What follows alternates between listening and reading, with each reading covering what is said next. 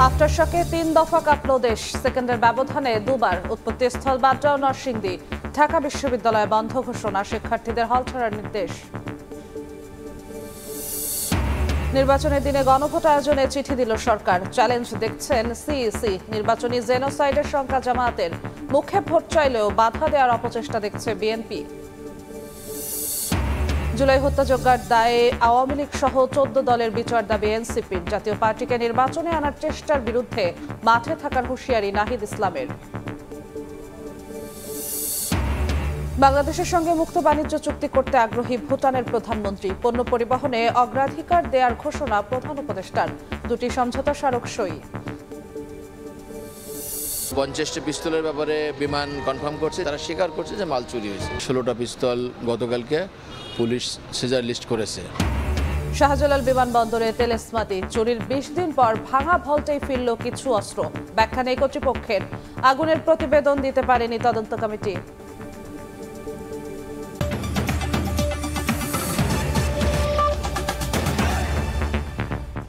প্রবাসী সময়ের সঙ্গে আছে আমি জিনাতারা যশোয়া। ৫.৭ মাত্রার ভয়াবহ ভূমিকম্পের একদিন না যেতেই আবারও ৩ দফা ভূকম্পন। সন্ধ্যায় ১ সেকেন্ডের ব্যবধানে অনুভূত হয় দুটি ঝাঁকুনি।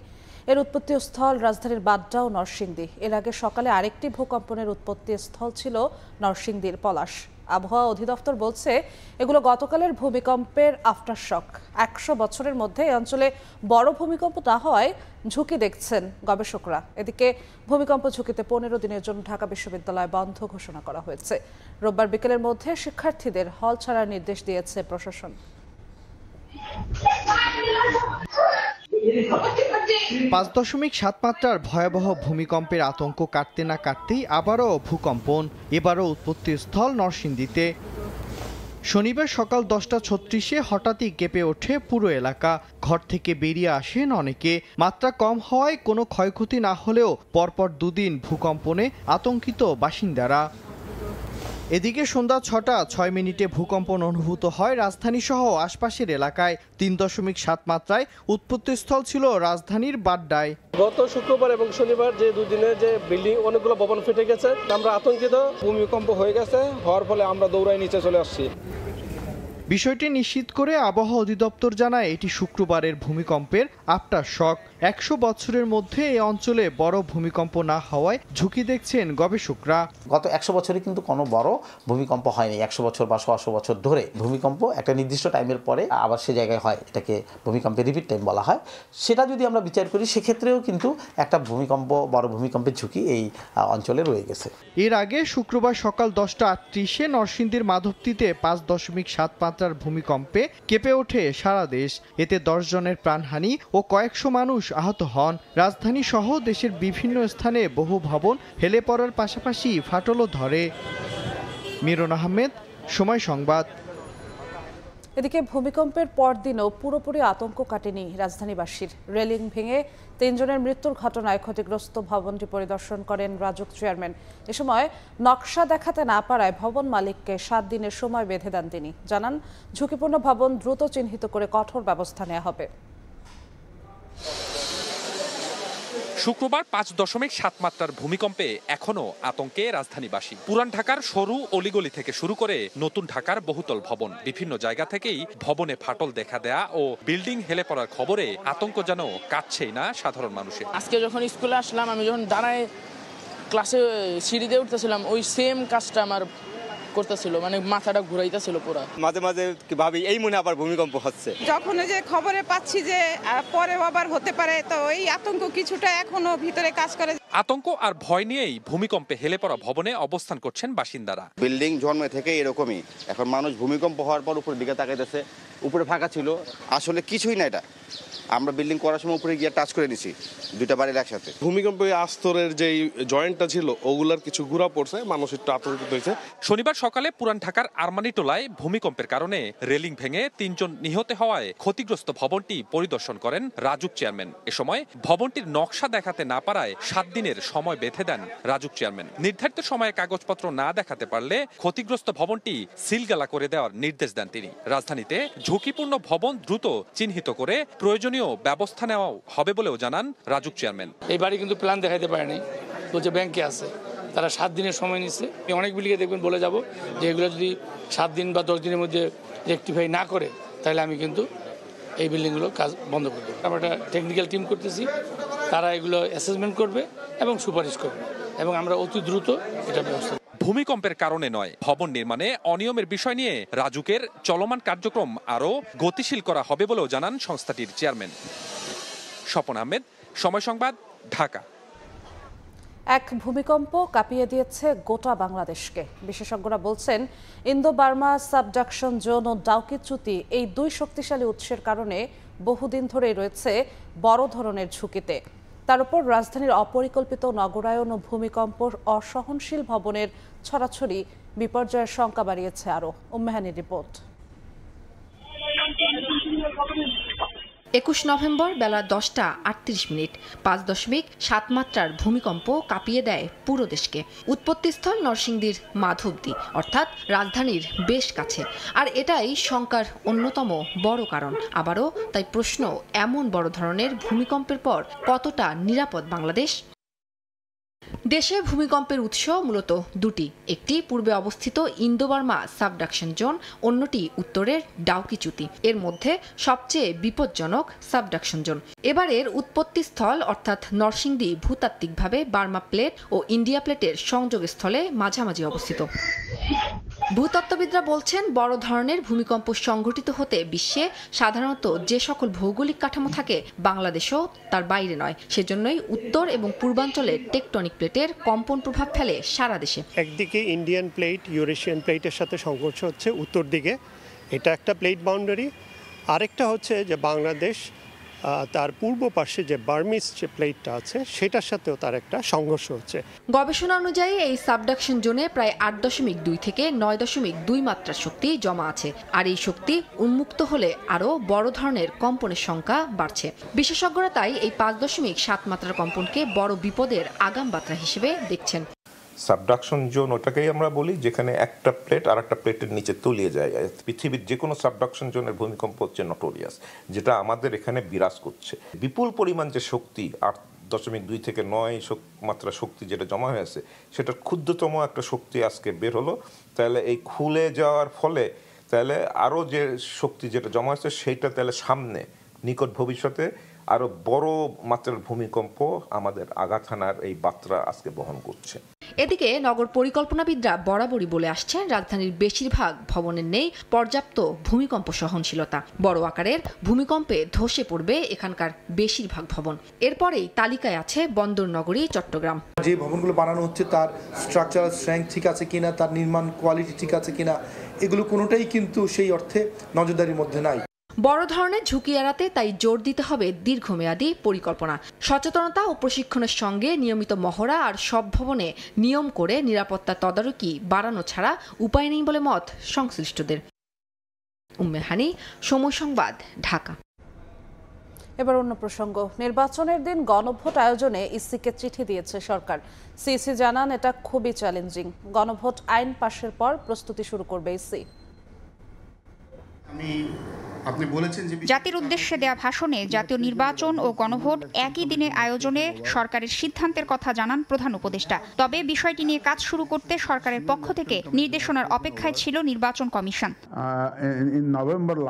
এরই মধ্যে সরকার গণভোট করার জন্য কমিশনকে চিঠি দিয়েছে জানিয়ে আগামী সপ্তাহের মধ্যে গণভোটের আইন করা হবে বলে জানিয়েছেন প্রধান নির্বাচন কমিশনার এএমএম নাসির উদ্দিন। শনিবার বিকেলে গুলশানে Asian network for free elections এর কর্মশালায় সিইসি বলেন, আইন হয়ে গেলে গণভোটের প্রস্তুতি শুরু করবে commission. There is no option left for us. When the government enacts the law, we will have to deliver, and we are committed to deliver that referendum also as well. একই দিনে নির্বাচন ও গণভোট করার মতো পরিস্থিতির মুখোমুখি পূর্ববর্তী নির্বাচন কমিশন কখনো হয়নি জানিয়ে প্রধান নির্বাচন কমিশনার বলেন, বিষয়টি ভীষণ চ্যালেঞ্জিং। এ সময় সুষ্ঠু, নিরপেক্ষ ও গ্রহণযোগ্য নির্বাচন করতে রাজনৈতিক দলগুলোকেও প্রতিশ্রুতিবদ্ধ থাকার আহ্বান জানান তিনি। For a free fair election we are trying to take, and hopefully by the time election is held we will be fully prepared for what we have committed. We want a transparent election, national election. We want, there are demands that we should fix CC cameras in every polling station. দেশের রাজনৈতিক বাস্তবতা খুব একটা মসৃণ নয় মন্তব্য করে নির্বাচনের পর সব পরিস্থিতি শান্ত হবে বলেও আশা প্রকাশ করেন সিইসি। তাসনিয়া নিশাত মিম, সময় সংবাদ, ঢাকা। একই দিনে গণভোট হলে নির্বাচনী জেনোসাইড হবে বলে মন্তব্য করেছেন জামায়াতের আমির ডাক্তার শফিকুর রহমান। অতীতের মতো ভোটে অনিয়মের চেষ্টা হলে রুখে দেওয়ার হুঁশিয়ারি দেন তিনি। এদিকে এনসিপির সদস্য সচিব আখতার হোসেন বলেছেন, দিল্লিতে বসে দেশে নাশকতার অপচেষ্টা রুখে দিতে ইসলামী শক্তিকে ঐক্যবদ্ধ থাকতে হবে। ঝালকাঠির নেসারাবাদ মাদ্রাসা কমপ্লেক্স মাঠে হিজবুল্লাহ জমিয়াতুল মুসলিহিনের জাতীয় প্রতিনিধি সম্মেলনে যোগ দেন দেশ বরেণ্য আলেম ওলামা সহ বিভিন্ন রাজনৈতিক দলের নেতারা। সম্মেলনে ইসলামের ইতিহাস, ঐতিহ্য, মর্যাদা নিয়ে আলোচনা হয়। উঠে আসে গত ১.৫ দশকে আওয়ামী লীগের নিপীড়ন ও নির্যাতনের প্রসঙ্গও। ইসলাম ও দেশ রক্ষায় আগামী জাতীয় নির্বাচনে সবাইকে ঐক্যবদ্ধ থাকার আহ্বান জানানো হয়। এনসিপির সদস্য সচিব আখতার হোসেন বলেন, দেশে নাশকতার পরিকল্পনা করছে দিল্লির ফ্যাসিবাদী শক্তি। তাদের রুখতে ইসলামী শক্তিকে ঐক্যবদ্ধ থাকার আহ্বান জানান তিনি। আর অতীতের মতো ভোটে ইঞ্জিনিয়ারিং বা কেন্দ্র দখল হলে কঠোর জবাব দেওয়ার হুঁশিয়ারি দেন জামায়াত আমির ডাক্তার শফিকুর রহমান। বাংলাদেশের মানুষ শুধুমাত্র হাসিনার ফ্যাসিবাদকে তাড়ায় নাই, দিল্লিতে থাকা ফ্যাসিবাদের গোড়াকে উপরে ফেলেছিল বাংলার জনতা। এই নির্বাচনে অতীতের মতো কোনো ইঞ্জিনিয়ারিং, কোনো মেকানিজম অথবা ভোট কেড়ে নেওয়ার কোনো পায়তারা চালানো হলে আমি আপনাদেরকে বলবো, আপনারা বুলেট হয়ে গর্জন করবেন। এদিকে চট্টগ্রামের আকবরশা এলাকায় একটি মাদ্রাসার মাহফিলে যোগ দিতে হেলিকপ্টার যোগে নগরীর প্যারেড মাঠে নামেন জামায়াত আমির। একই দিনে নির্বাচন ও গণভোট হলে তা হবে নির্বাচনের জন্য জেনোসাইড মন্তব্য করেন তিনি। আমরা আগেই বলেছি, নির্বাচনের দিন গণভোট হলে নির্বাচনের জেনোসাইড হওয়ার সম্ভাবনা আছে। জাতীয় কল্যাণে দুর্নীতিবাজদের শিকড় উপড়ে ফেলতে সবাইকে ঐক্যবদ্ধ থাকারও আহ্বান জানান জামায়াতের এই শীর্ষ নেতা। শফিক মুন্সি, সময় সংবাদ। মুখে নির্বাচনের কথা বললেও একটি গোষ্ঠীর বিভ্রান্তি ও বাধা দেওয়ার অপচেষ্টা দেখছে বিএনপি। দলটির মহাসচিব বলেছেন, গেল 10 বছরে ফ্যাসিবাদ বিরোধী আন্দোলনে দৃশ্যমান কোনো ভূমিকায় পাওয়া যায়নি জামায়াতকে। ধর্ম ব্যবহার করে ফায়দা হাসিল না করার আহ্বান তার। নির্বাচনের ডামাডোলে সরগরম রাজনীতির মাঠ। নিজ প্রতীকে প্রচারণার পাশাপাশি দলগুলোর মধ্যে চলছে কথার লড়াই। দুপুরে ইসলামিক ফাউন্ডেশনের মসজিদ ভিত্তিক গণশিক্ষা কেয়ারটেকারগণ আয়োজিত আলোচনা সভায় যোগ দেন বিএনপি মহাসচিব। এ সময় হাসিনা বিরোধী আন্দোলনে জামায়াতের নিশ্চুপ ভূমিকার সমালোচনা করেন তিনি। বলেন, পিআরের দাবিতে সোচ্চার দলটি এখন সুর নরম করে নির্বাচনের দিকে হাঁটছে। একটা রাজনৈতিক দল সমানে চিৎকার করছে, পিআর দিতে হবে, পিআর দিতে হবে, পিআর না হলে নির্বাচন হবে না। অনেক হুঙ্কার টুঙ্কার হয়েছে, তাই না? এখন আবার সুর নরম হয়ে গেছে। জাতীয় প্রেস ক্লাব অডিটোরিয়ামে জিয়া পরিষদের আলোচনা সভায় যোগ দেন বিএনপির স্থায়ী কমিটির সদস্য আমির খসরু মাহমুদ চৌধুরী। বলেন, গণতন্ত্র বিরোধী একটি মহল নির্বাচন বিলম্বিত করার ষড়যন্ত্র করছে। এখনো নির্বাচনকে বিলম্বিত করার জন্য এখনো গণতন্ত্র বিরোধীরা সক্রিয় আছে। এদিকে শহীদ মিনারে মুক্তিযোদ্ধা সমাবেশে বিভ্রান্তিমূলক পরিসংখ্যান নিয়ে কথা না বলে জনদাবির সঙ্গে একাত্ম হতে জামায়াতের প্রতি আহ্বান জানান বিএনপির স্থায়ী কমিটির আরেক সদস্য সালাউদ্দিন আহমদ। বিভ্রান্তিমূলক কোনো জরিপ দিয়ে বাংলাদেশের মানুষকে বিভ্রান্ত করা ঠিক হবে না। হ্যাঁ, আন্দোলন থেকে রাতারাতি সরে আসা একটু লজ্জা শরমের ব্যাপার আছে। জাতীয় রাজনীতিতে কৌশলে জনদাবির সাথে একাত্মতা পোষণ করা অত্যন্ত জরুরি। এদিকে ফেব্রুয়ারিতে নির্বাচন নিয়ে সরকারের যে অবস্থান তা নড়চড় হবে না বলেও আশা প্রকাশ করেন বিএনপির সিনিয়র যুগ্ম মহাসচিব রুহুল কবির রিজভী। এমন কিছু উদ্যোগ নিয়ে যান যাতে কমপক্ষে বাংলাদেশের মানুষ নিরাপদ থাকে। মুরসালিন হক জুনায়েদ, সময় সংবাদ, ঢাকা। জুলাই হত্যাযজ্ঞের দায়ে আওয়ামী লীগ সহ 14 দলের বিচার দাবি করেছে এনসিপি। শনিবার বিকেলে রাজধানীতে গণমিছিল শেষে সংক্ষিপ্ত সমাবেশে দলটির নেতারা বলেন, জাতীয় পার্টিকে নির্বাচনে আনার চেষ্টা রাজপথে মোকাবিলা করা হবে।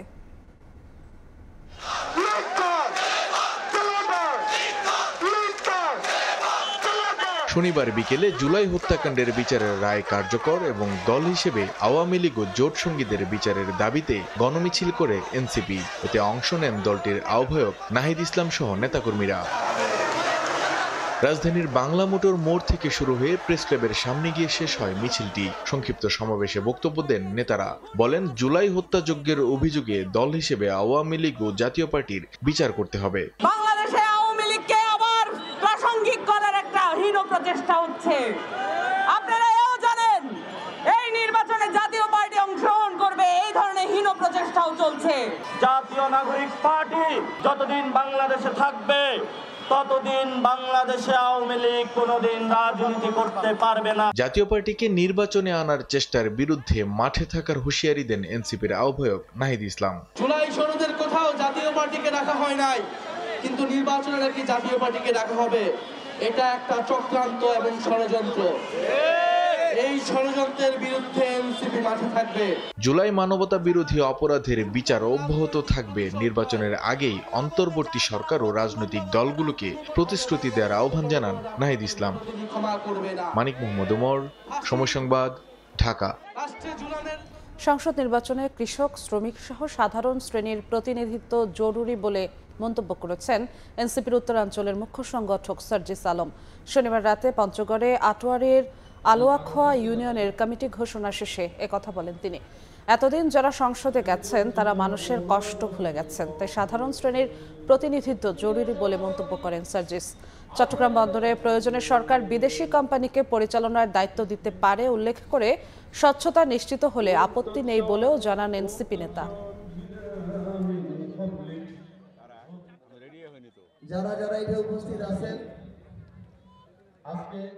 এতদিন বাংলাদেশে বিভিন্ন বড় বড় সোকল পেশার মানুষজন গিয়ে সংসদকে তারা সৌন্দর্য মণ্ডিত করেছিল, কিন্তু আমরা কি দেখেছি, তারা তাদের জায়গা থেকে মানুষের প্রতি যে দরদ অনুভব করা, মানুষের জন্য কাজ করা, ন্যায় নিষ্ঠার সাথে কাজ করা, এই কাজগুলো করতে পারে নাই। তো এখন ৩০০ জনের মধ্যে ১০ জন যদি এমন মানুষ যায় যে কেউ কৃষক, কেউ রিক্সা চালক, কেউ শ্রমিক, এই 10টা মানুষ গিয়ে ওই সংসদ দায়ী হয়ে যাবে না। বাংলাদেশের সঙ্গে প্রথম দেশ হিসেবে মুক্ত বাণিজ্য চুক্তি সই করার আগ্রহ জানিয়েছেন ভুটানের প্রধানমন্ত্রী শেরিং তোবগে। শনিবার ঢাকা সফরের প্রথম দিন প্রধান উপদেষ্টা ডক্টর মোহাম্মদ ইউনূসের সঙ্গে দ্বিপক্ষীয় বৈঠকে অংশ নিয়ে একথা জানান তিনি। আর প্রধান উপদেষ্টা জানান, ভুটানের সঙ্গে বাণিজ্য বাড়াতে দেশটির পণ্য পরিবহনে অগ্রাধিকার দেওয়া হচ্ছে। এছাড়া দুই দেশের মধ্যে স্বাস্থ্যসেবা ও ইন্টারনেট সহযোগিতা বিষয়ক 2টি সমঝোতা স্মারক সই হয়েছে। ঢাকা সফরের প্রথম দিন ব্যস্ত সময় পার করলেন ভুটানের প্রধানমন্ত্রী শেরিং তোবগে। শনিবার রাতে হোটেল ইন্টারকন্টিনেন্টালে তার সম্মানে নৈশভোজে অংশ নেন উপদেষ্টা পরিষদের সদস্য, বিভিন্ন দলের প্রতিনিধি ও বিশিষ্টজনেরা। উপস্থিত ছিলেন 3 বাহিনীর প্রধানও। নৈশভোজের আগে সংক্ষিপ্ত আলাপচারিতায় অংশ নেন প্রধান উপদেষ্টা ও ভুটানের প্রধানমন্ত্রী। জুলাই অভ্যুত্থানের পর নতুন বাংলাদেশ বিনির্মাণে প্রতিবেশী সব দেশের সহযোগিতা চান ডক্টর মোহাম্মদ ইউনূস। গুরুত্ব দেন আঞ্চলিক অর্থনৈতিক শক্তি বৃদ্ধিতে। Bangladesh remains committed to working closely with regional partners like Bhutan to share knowledge and advance inclusive, people-centric and development for all. Bhutan continues to advance its remarkable achievement as the world's first carbon-negative nation in the world. Tshering Tobgay বলেন, স্বাস্থ্য ও internet সেবা খাতে পরস্পরকে সহযোগিতার মাধ্যমে নতুন অধ্যায় তৈরি করতে পারে বাংলাদেশ ও Bhutan. Signed 2 MOUs earlier today. This will further strengthen our partnership. The MOU on connectivity will support Bhutan's long-sought third internet gateway, an achievement many years in the making. বিকেলে তেজগাঁওয়ে উপদেষ্টার কার্যালয়ে পৌঁছালে ভুটানের প্রধানমন্ত্রীকে স্বাগত জানান ডক্টর ইউনূস। একান্ত আলাপের পর দুই নেতা অংশ নেন দ্বিপক্ষীয় বৈঠকে। প্রধান উপদেষ্টা বলেন, ভুটানের সঙ্গে বাণিজ্য বাড়াতে আগ্রহী বাংলাদেশ, তাই দেশটির পণ্য পরিবহনে অগ্রাধিকার দেয়া হচ্ছে।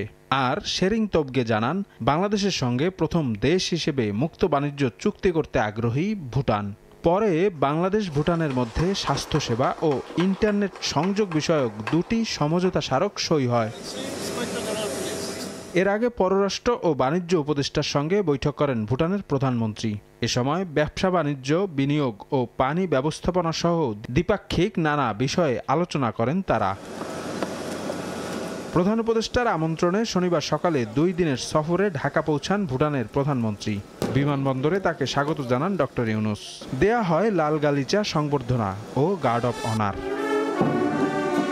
পরে জাতীয় স্মৃতিসৌধে গিয়ে মুক্তিযুদ্ধের বীর শহীদদের সম্মান জানান শেরিং তোবগে। সফরের দ্বিতীয় দিন নারায়ণগঞ্জ বন্দর পরিদর্শন, কয়েকটি দলের সঙ্গে মতবিনিময় ও রাষ্ট্রপতি মোহাম্মদ শাহাবুদ্দিনের সঙ্গে সাক্ষাতের কথা রয়েছে ভুটানের প্রধানমন্ত্রীর। শফিক মুন্সি, সময় সংবাদ, ঢাকা। এ যেন সিনেমাকেও হার মানানোর গল্প। শাহজালাল আন্তর্জাতিক বিমানবন্দরের স্ট্রং ভল্টের তালা ভেঙে অস্ত্র চুরির ২০ দিনের মাথায় ওই ভল্টেই মিলল বেশ কিছু অস্ত্র। তবে অস্ত্র গায়েব ও ফিরে আসা নিয়ে কোনো উত্তর নেই কর্তৃপক্ষের। এস এল মামুন ও রতন মজুমদারকে সঙ্গে নিয়ে রাইদুল ইসলাম শুভ রিপোর্ট। গত 18 অক্টোবর হযরত শাহজালাল আন্তর্জাতিক বিমানবন্দরের অগ্নিকাণ্ডের ঘটনার প্রায় একটি মাস পেরিয়েছে। এর মধ্যে ঘটে গেছে ভোল্ট থেকে অস্ত্র চুরির মতো ঘটনা। এর মধ্যে আবার নতুন একটি মোড় নিয়েছে এই অস্ত্র চুরির ঘটনায়। সেই ভল্টেই পাওয়া গেছে এই হারানো অস্ত্রগুলি। কতটা পাওয়া গেছে, কিভাবে হারালো আর কেনই বা ফিরে আসলো, এ নিয়ে প্রশ্ন জন্ম নিয়েছে। তার অনুসন্ধান করতে মাঠে নেমেছে সময় সংবাদ। 19 নভেম্বর সন্ধ্যা, বিমানবন্দরের আমদানি কুরিয়ারের সামনে পুলিশের গাড়ি। ভেতরে কয়েকটি সংস্থার উপস্থিতিতে চলছে বস্তায় থাকা পণ্যগুলোর তালিকা তৈরির কাজ। কয়েকদিনের নজরদারির পর এদিন সময় সংবাদের ক্যামেরায় ধরা পড়ল নতুন করে স্ট্রং ভল্টের মালামালের তালিকা তৈরি করা হচ্ছে তার দৃশ্য। নতুন কোনো কিছু পাওয়া গেছে না? বিমানের যারা যেটা দেয় সেটা সিজার লিস্ট করে এইটুকু বলতে। এটা আসলে একটা বিমান থেকে তথ্যটা আপনি নিলে ভালো হয়। কোন ইনভেন্টরি তো ওরা করছে, আমাদের দিল আর কি, না কপি এখন পর্যন্ত নাই আমাদের কাছে। এসব বিষয় নিয়ে বিমান বাংলাদেশ এয়ারলাইন্সের সঙ্গে কথা বলতে গেলে তাদের কোনো কর্মকর্তাই আমাদের সাথে কথা বলতে রাজি হননি। ঘটনার এতদিন পর আবারও কিসের তালিকা তৈরি হচ্ছে? দীর্ঘ অনুসন্ধানের পর জানা যায় সেই বস্তায় ছিল কয়েকটি পিস্তল ও বেশ কিছু অস্ত্রের ভাঙা অংশ। এদের মধ্যে ব্যারেক্টা মডেলের পিস্তল ও অন্যান্য মডেলের বেশ কিছু অস্ত্রও পাওয়া যায়। এসবই হারিয়েছিল সে সময়। প্রশ্ন হলো, অস্ত্র কি এখানেই ছিল নাকি গায়েব করার পর আবারও ভল্টে যত্ন করে রেখে দেওয়া হয়েছে? এবার একটু পেছনে ফিরতে চাই আমরা। বিমানবন্দর থানায় একটি জিডি করেন গ্রাউন্ড হ্যান্ডলিং এর দায়িত্বে থাকা বিমান বাংলাদেশ এয়ারলাইন্স কর্তৃপক্ষ, যাতে বলা হয় ভল্টটির তালা ভাঙা হয়েছে, কিন্তু সে সময় কোনো মালামাল গায়েবের বিষয়টি উল্লেখ করা হয়নি। শুধু 50টি পিস্তলের ব্যাপারে বিমান কনফার্ম করছে, আর বাকি মালগুলো তারা পায়নি এবং তারা স্বীকার করছে যে মাল চুরি হয়েছে। গত 10 নভেম্বর সময় সংবাদে প্রচার হওয়া রিপোর্টে তুলে ধরা হয় ওই ভল্টে ছিল এক অস্ত্র ব্যবসায়ীর আমদানি করা একাধিক অস্ত্র, কিন্তু কোনো সংস্থা এ বিষয়ে সে সময় সঠিক তথ্য দেয়নি। তবে এই ব্যবসায়ী এখন জানাচ্ছেন যেসব অস্ত্র এখন পাওয়া গেছে তার মধ্যে তার অস্ত্রও আছে। তার দাবি 16টি পিস্তলের খবর তাকে জানানো হলেও এখনো মেলেনি 20,000 বুলেটের সন্ধান। বিমানের জিএম সাহেবের সাথে আমি ফোন দিয়েছিলাম, উনি বলছেন যে উনি শুনেছেন। জানতে পারলাম যে 16টা পিস্তল গতকালকে পুলিশ সিজার লিস্ট করেছে, এটুকু জানতে পেরেছি। এত কিছুর পরও বিমানবন্দরের অগ্নিদগ্ধ স্থান, এমনকি বিমানবন্দরের নিরাপত্তা নিয়ে উদাসীনতা লক্ষণীয়। দিনের আলোতে বাহিনীগুলোর নিয়মিত টহল জারি থাকলেও রাত হলেই ভুতুড়ে পরিবেশ কুরিয়ার সেকশন জুড়ে।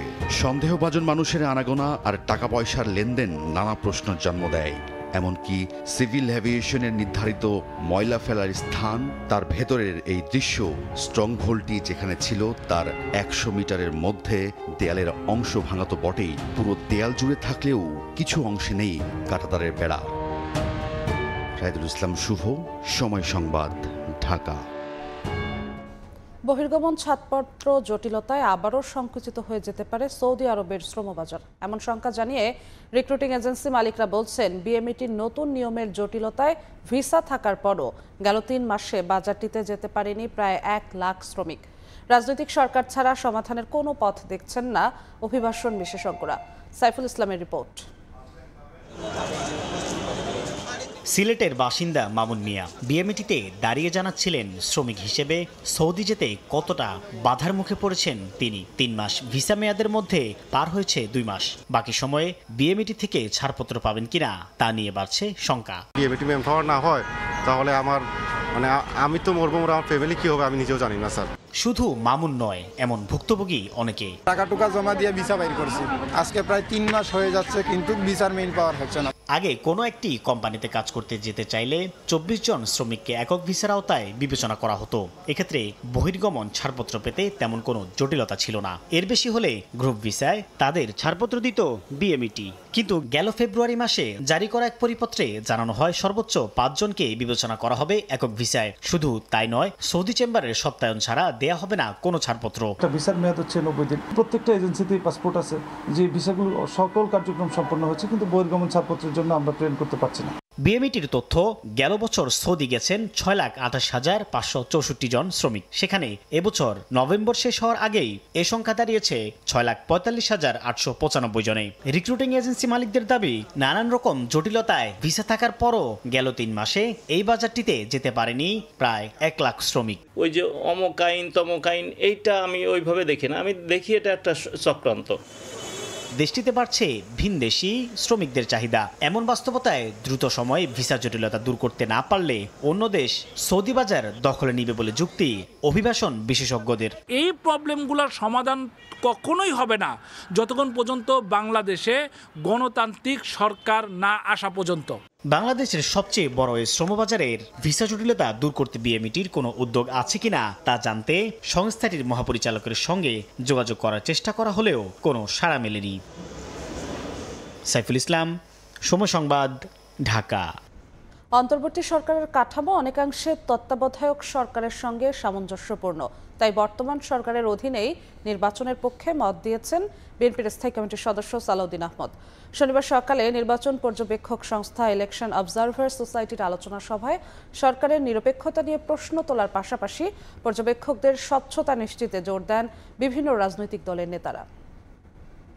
তাদের পক্ষ থেকে ত্রয়োদশ জাতীয় সংসদ নির্বাচনকে সামনে রেখে ইতোমধ্যেই দেশের 66টি পর্যবেক্ষক সংস্থাকে চূড়ান্ত নিবন্ধন দিয়েছে নির্বাচন কমিশন। শনিবার সকালে রাজধানীর বিজয়নগরে পর্যবেক্ষক সংস্থার সঙ্গে মত বিনিময়ে অংশ নেয় বিভিন্ন রাজনৈতিক দল।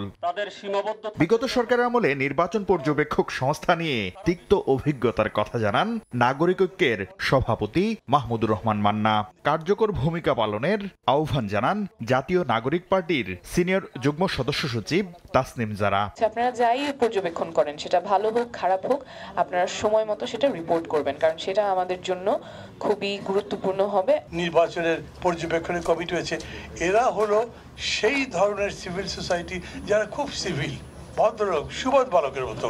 ওখানে গোলমাল হয়েছে, ওটা তো আমার দেখার বিষয় নয়, আমি আমার কাজ করছি, মানে ড্রয়িং রুম ইন্টেলেকচুয়ালিজমের মতো। বর্তমান সরকার নিরপেক্ষতা রক্ষা করতে পারেনি বলে মন্তব্য করেন কয়েকটি দলের নেতা। পুলিশ সহ আইন শৃঙ্খলা বাহিনীর ভূমিকা নিয়েও অসন্তোষ প্রকাশ করেন তারা।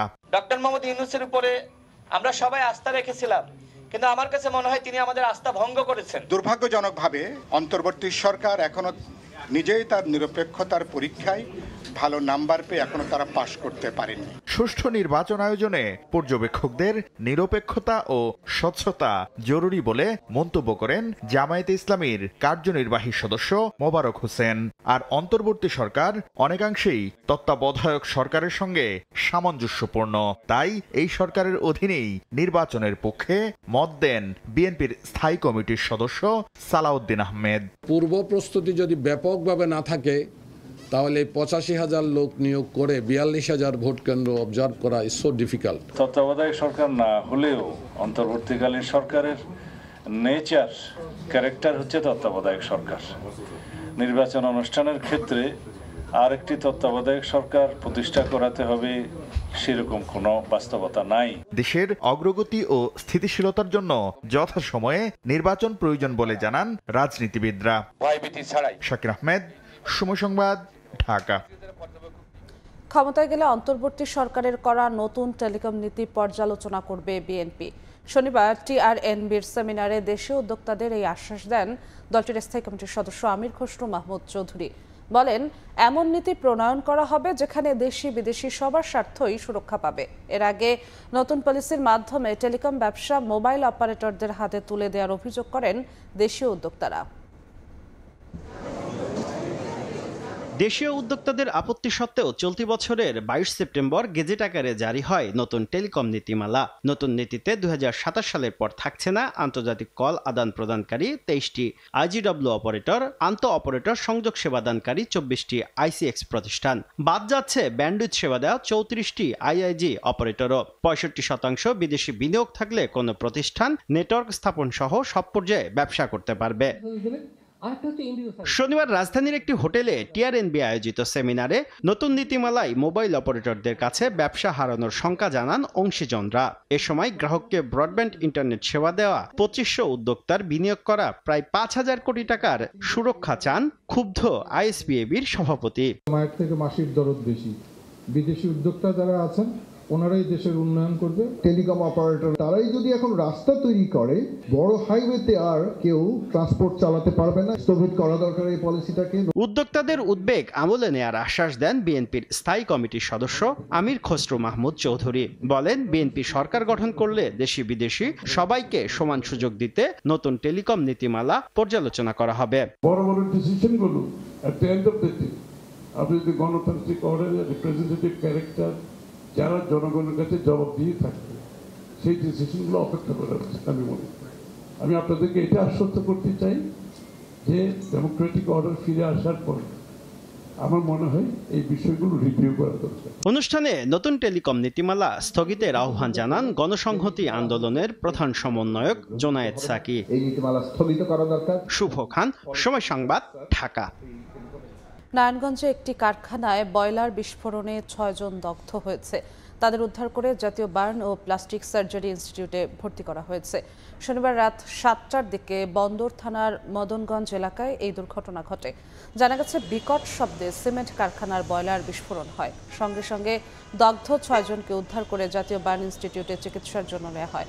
দগ্ধদের শ্বাসনালী ক্ষতিগ্রস্ত হয়েছে বলে জানিয়েছেন বার্ন ইনস্টিটিউটের আবাসিক সার্জন ডক্টর শাওন বিন রহমান। আমি তো ভিতরে ঢুকি না, আপনি অনুমতি দিন আপনি।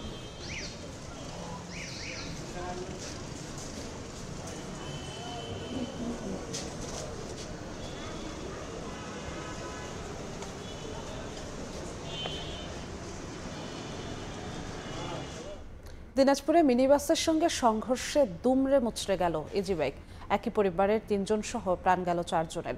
আহত হয়েছেন আরও 4 জন। অন্যদিকে চুয়াডাঙ্গায় কাভার্ড ভ্যানের চাপায় সড়কের পাশে দাঁড়িয়ে থাকা এক নারীর মৃত্যু হয়েছে। সিসিটিভি ফুটেজে দেখা যায়, শনিবার দুপুর 2টার দিকে নসিব পরিবহনের একটি মিনিবাস 10 মাইল থেকে দিনাজপুর শহরের দিকে যাচ্ছিল। পথে ধান গবেষণা কেন্দ্রের সামনে বিপরীত দিক থেকে আসা একটি ইজি বাইকের সঙ্গে মুখোমুখি সংঘর্ষ হয়। এতে ইজি বাইকটি দুমড়ে মুচড়ে ঘটনাস্থলেই 3 যাত্রীর মৃত্যু হয়। খবর পেয়ে পুলিশ ও ফায়ার সার্ভিস ঘটনাস্থলে পৌঁছে ইজি বাইকের আহত আরো 5 যাত্রীকে উদ্ধার করে হাসপাতালে নিলে একজনকে মৃত ঘোষণা করেন চিকিৎসক। অটোর গতিতে অটো যাচ্ছে, কিন্তু বাসটা কন্ট্রোল করতে না পারে অটো তো লাগাই দিল। আমরা কিছুদিন আগে 10 মাইলে একটা নিরাপদ সড়কের জন্য মানববন্ধন করেছিলাম, বিন্দু পরিমাণ কোনো তার প্রতিকার পাই নাই।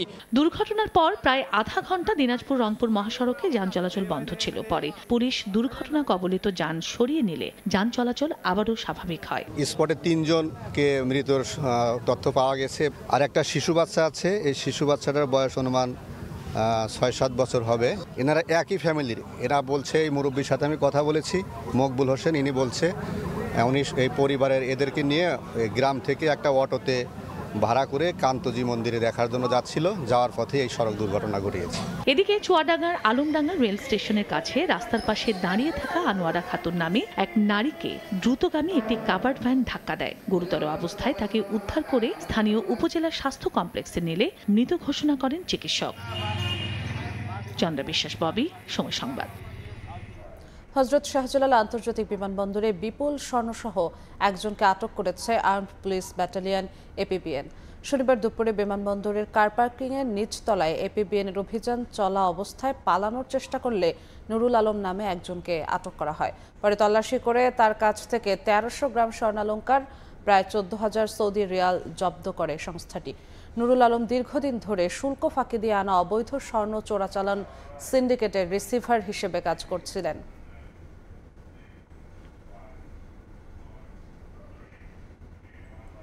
প্রযুক্তি উদ্ভাবন এবং অংশীদারিত্বের সমন্বয়ে ডিজিটাল পেমেন্ট আরও নিরাপদ করতে হবে বলে মন্তব্য করেছেন বাংলাদেশ ব্যাংকের গভর্নর ডক্টর আহসানিজ মনসুর। শনিবার রাজধানীর একটি হোটেলে মাস্টার কার্ড এক্সেলেন্স অ্যাওয়ার্ডসে তিনি একথা বলেন। রেগুলেটরি ব্যর্থতা, দুর্নীতি ও দুঃশাসনের কারণে আর্থিক খাত প্রত্যাশিত সুফল পাচ্ছে না বলে মনে করেন গভর্নর। সামগ্রিক উন্নয়নও হতাশা প্রকাশ করেন তিনি। বলেন, ভবিষ্যতে টিকে থাকতে ডিজিটাল লেনদেনের বিকল্প নেই। প্রযুক্তিগত উন্নয়নের মাধ্যমেই আর্থিক খাতে স্বচ্ছতা ও নিরাপত্তা নিশ্চিত করতে হবে।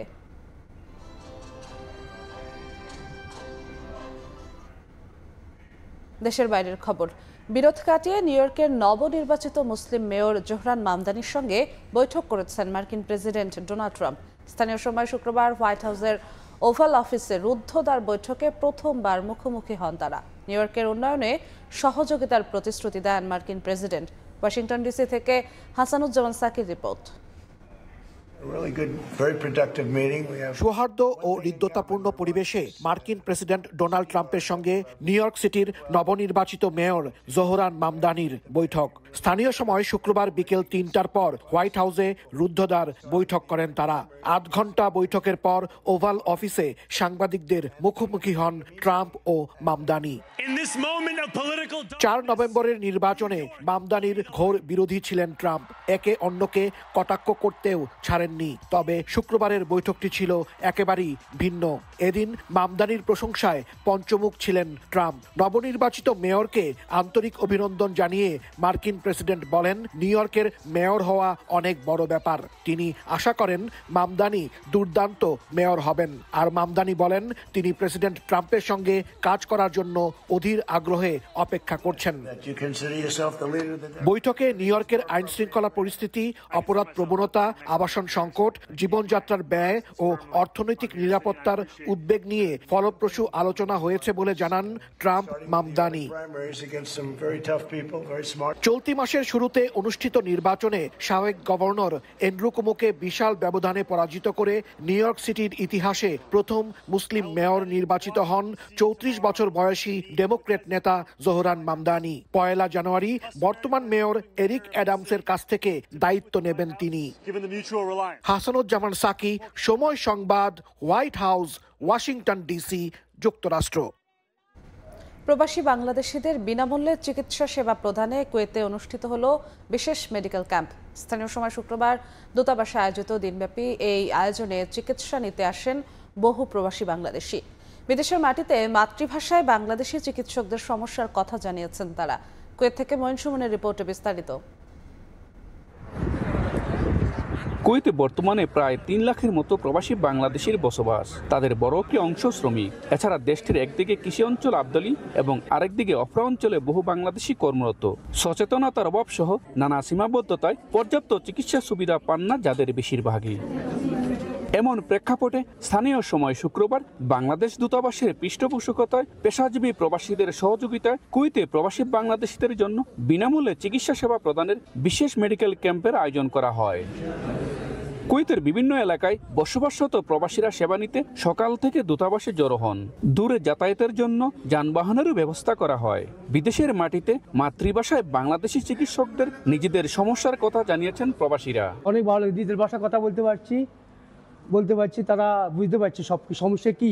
সাধারণ শ্রমজীবীদের বিদেশি চিকিৎসকদের কাছে সমস্যার কথা বুঝিয়ে বলতে না পারায় প্রবাসীদের স্বাস্থ্য ঝুঁকি বেড়ে যায় বলে মনে করেন সেবা দিতে আসা চিকিৎসকেরা। আমাদের বেশিরভাগ হাইপারটেনসিভ, যেটা ডায়াগনোস হয়নি, ব্লাড প্রেশার আর সুগারটা, এই দুটো আমাদের মাস্ট। অনেকের হার্ট কন্ডিশন আছে, আমরা ইসিজি করতেছি, এই জিনিস জানে না ওনারা। এ ধরনের ক্যাম্প নিয়মিত আয়োজনে সবার সহযোগিতা চেয়েছেন আয়োজকেরা।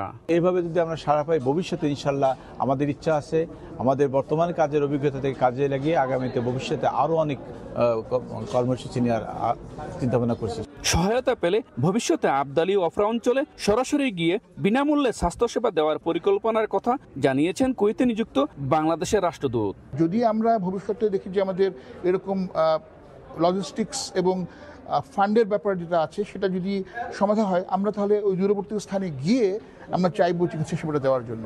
বিদেশের মাটিতে কঠিন বাস্তবতার সঙ্গে প্রতিদিন লড়াই করেন প্রবাসীরা। স্বাস্থ্যসেবা তাদের নাগালের বাইরে, ভাষা, সময় আর খরচ সব মিলিয়ে পিছিয়ে থাকেন তারা। প্রবাসীদের দীর্ঘ লাইনের অপেক্ষার দৃশ্য আর ডাক্তারদের নিঃস্বার্থ সেবা যেন বলে দেয় শুধু চিকিৎসা নয়, এই আয়োজন প্রবাসীদের প্রতি একটি দায়বদ্ধতা, একটি পরিবারের মতো পাশে থাকার অঙ্গীকার। প্রবাসী থেকে নিজ বাসায় চিকিৎসা নিতে প্রবাসীরা আসা খুবই আনন্দিত।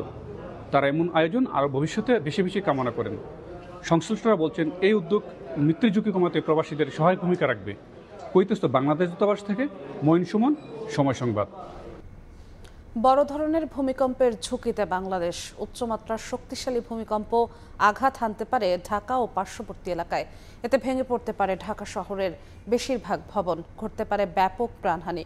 যুক্তরাষ্ট্র থেকে এমন শঙ্কার কথা জানিয়েছেন বিশেষজ্ঞরা। বড় ভূমিকম্প সামলাতে সক্ষমতার সচেতনতা বাড়ানোর পরামর্শ তাদের। যুক্তরাষ্ট্র থেকে লস্কর আল মামুনের রিপোর্ট। মাত্র কয়েক সেকেন্ডের তীব্র ঝাঁকুনি, মুহূর্তেই হতাহত হন বেশ কয়েকজন। ক্ষয়ক্ষতির পরিমাণও বাড়ছে, অনেকেই যেন ফিরেছেন মৃত্যুর খুব কাছ থেকে। 5.7 মাত্রার এই ধাক্কা জানান দিয়ে গেল বড় বিপদ সংকেতের। প্রাকৃতিক এ দুর্যোগে আগাম সতর্কবার্তা না থাকায় এখন থেকেই সচেতন হওয়ার পরামর্শ যুক্তরাষ্ট্রে ভূমিকম্প গবেষণায় নিয়োজিত বিশেষজ্ঞের। আমাদের প্রিপেয়ার্ড হইতে হবে যে আমাদের 8 ম্যাগনিটিউড 9 ম্যাগনিটিউডের আর্থকোয়েকের জন্য একটা মানুষ মারা না যায় বা আমরা যেন এটা মিনিমাইজ করতে পারি, এই ধরনের পদক্ষেপ আমাদের নিতে হবে। এইটাতে আমাদের সাবধান হতে হবে। আমাদের যদি পারা যায় দেশের ভিতরে যতগুলো ফল্ট আছে এগুলো আমাদের বের করতে হবে। কম মাত্রার এ ভূমিকম্পে এত বড় ঝাঁকুনি কেন হলো সে সম্পর্কে ব্যাখ্যা দেন বাংলাদেশের ভূমিকম্প নিয়ে গেল 18 বছরেরও বেশি সময় ধরে গবেষণাকারী আক্তারুল আহসান। ডিস্টেন্স কম হওয়াতে আমরা 3টা ওয়েভই খুব কাছাকাছি সময়ে আমরা অনুভব করেছি। আমাদের পক্ষে এটা নর্মাল মানুষের পক্ষে ডিফারেন্সিয়েট করা সম্ভব না। তারা এই জন্য হয়তো বলবে যে অনেকক্ষণ ধরে ঝাঁকুনিটা ছিল, আসলে এটা 3টা ওয়েভের ঝাঁকুনি ছিল। বিশ্লেষকরা বলছেন বড় ধরনের ভূমিকম্প আঘাত হানতে পারে বাংলাদেশে, কিন্তু ভূমিকম্প মোকাবিলায় কতটা প্রস্তুত বাংলাদেশ? মোটা দাগে এ প্রশ্ন সবার। প্রাণহানি ও ক্ষয়ক্ষতি এড়াতে অগ্রাধিকার ভিত্তিতে পদক্ষেপ গ্রহণ জরুরি বলে মত তাদের। লস্কর আল মামুন, সময় সংবাদ, যুক্তরাষ্ট্র। এদিকে জলবায়ু পরিবর্তনের প্রভাবে ক্ষতিগ্রস্ত দেশের জন্য অর্থায়ন, জীবাশ্ম জ্বালানির ব্যবহার বন্ধ কিংবা কার্বন নিঃসরণ কমিয়ে আনা সহ কোনো ক্ষেত্রে অর্জন ছাড়াই শেষ হয়েছে বিশ্ব জলবায়ু সম্মেলন। তবে মিথেনের পরিমাণ কমিয়ে আনতে অর্থায়নে একমত হয়েছে উন্নত দেশগুলো। এবারের আলোচনার অগ্রগতির ধারাবাহিকতায় পরবর্তী সম্মেলনে ইতিবাচক সিদ্ধান্ত আসবে বলে মনে করেন বিশেষজ্ঞরা। ব্রাজিলের বেলেম থেকে বিস্তারিত প্রসূন আশিসের রিপোর্টে। বিশ্ব জলবায়ু সম্মেলন কেন্দ্রে বৃহস্পতিবার ভয়াবহ আগুনের ঘটনায় এবারের আয়োজনের ছন্দপতন কাটিয়ে স্থানীয় সময়ে শুক্রবার শুরু হয় সমাপনী দিনের কার্যক্রম। শেষ দিনে লস অ্যান্ড ড্যামেজ ফান্ড নিয়ে আলোচনা এবং কপ প্রেসিডেন্টের ব্রিফিং ছাড়া বাকি অধিবেশনগুলো ছিল শূন্য। বন্ধ ছিল অংশগ্রহণকারী দেশগুলোর প্যাভিলিয়নও। সম্মেলনে ব্রাজিল প্রস্তাবিত খসড়া নথিতে পর্যায়ক্রমে জীবাশ্ম জ্বালানি বন্ধের বিষয়ে রোডম্যাপ অন্তর্ভুক্ত না হওয়ায় এর বিরোধিতা করে স্বাক্ষর করে 29টির বেশি দেশ। আবার ক্ষতিগ্রস্ত দেশগুলোর জন্য অর্থায়নে আসেনি কোনো প্রতিশ্রুতি। সব মিলে এবারের সম্মেলনে অর্জন প্রায় শূন্য বলে জানান পরিবেশ বিজ্ঞানীরা। ফসিল ফুয়েল রিডাকশনের ক্ষেত্রে প্যারিস এগ্রিমেন্টের যদি আমরা অ্যাক্সিলারেশন বলি, বাস্তবায়ন বলি, তাহলে সেখানে একটা অগ্রগতি দেখা গেছিল। প্রতি বছরই আমরা ভাবি যে একটা সমাধানের দিকে যাবে এই ক্লাইমেট চেঞ্জ কনফারেন্স, কিন্তু সেই জিনিসটা কিন্তু যেভাবে আশা করি সেভাবে ঘটছে না। তবে অগ্রগতি হওয়া বিষয়গুলো নিয়ে বাংলাদেশ সহ স্বল্পোন্নত দেশগুলো জোটবদ্ধভাবে পদক্ষেপ নিলে তুরস্কে অনুষ্ঠিতব্য 31তম জলবায়ু সম্মেলনে ইতিবাচক সিদ্ধান্ত আসবে বলে মনে করেন বিশেষজ্ঞরা।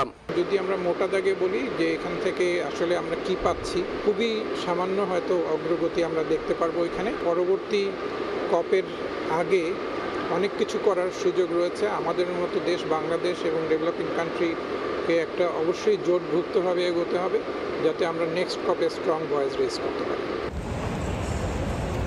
জলবায়ু পরিবর্তনের প্রভাবে ক্ষতিগ্রস্ত দেশগুলোর ক্ষতিপূরণে আশ্বাস পাওয়ার পাশাপাশি জীবাশ্ম জ্বালানির ব্যবহার কমিয়ে আনা সহ বেশ কয়েকটি গুরুত্বপূর্ণ ইস্যুতে সুনির্দিষ্ট সিদ্ধান্ত আসবে এমনটাই মনে করেছিলেন জলবায়ু কর্মী এবং বিশেষজ্ঞরা। কিন্তু প্রত্যাশা এবং প্রাপ্তির সমন্বয় ছাড়াই শেষ হলো এবারের সম্মেলন। তবে এসব আলোচনায় যে অগ্রগতি হয়েছে তার ভিত্তিতে আগামী কপ সম্মেলনে একটি ইতিবাচক সিদ্ধান্ত আসবে এমনটাই মনে করছেন বিশ্লেষকরা। ব্রাজিলের বেলেম থেকে প্রসূন আশিস, সময় সংবাদ। সংযুক্ত আরব আমিরাতের দুবাইতে অনুষ্ঠিত হয়ে গেল প্রবাসী বাংলাদেশিদের বার্ষিক বনভোজন ও মিলন মেলা। উচ্ছ্বাস সঙ্গীত নিকেতনের উদ্যোগে আমিরাতের শারজাহ ন্যাশনাল পার্কে অনুষ্ঠিত এই আয়োজনে প্রায় শতাধিক প্রবাসী বাংলাদেশি শিশু, কিশোর ও তাদের পরিবার অংশগ্রহণ করেন। মিলন মেলার অনুষ্ঠানে বাংলাদেশি কৃষ্টি কালচার তুলে ধরতে হরেক রকম মুখরোচক খাবারের ব্যবস্থা রাখার পাশাপাশি বিস্কিট খেলা, হাডুডু, পিলো পাসিং সহ বিভিন্ন ধরনের দেশীয় খেলার আয়োজন করা হয়। ছোটদের উৎসাহ দিতে বড়রাও বিভিন্ন খেলায় অংশগ্রহণ করেন। অনুষ্ঠানের শেষ দিকে শিশু কিশোরদের মাঝে পুরস্কার বিতরণ করে আয়োজকরা।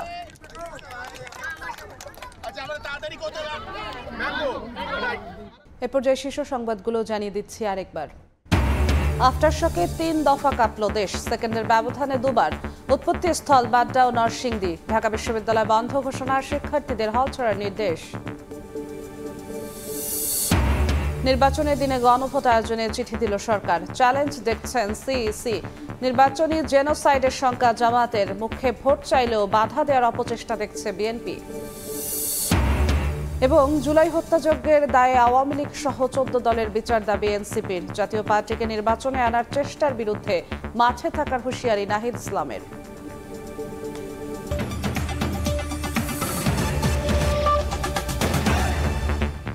এ ছিল প্রবাসী সময়, সঙ্গেই থাকুন সময়ের।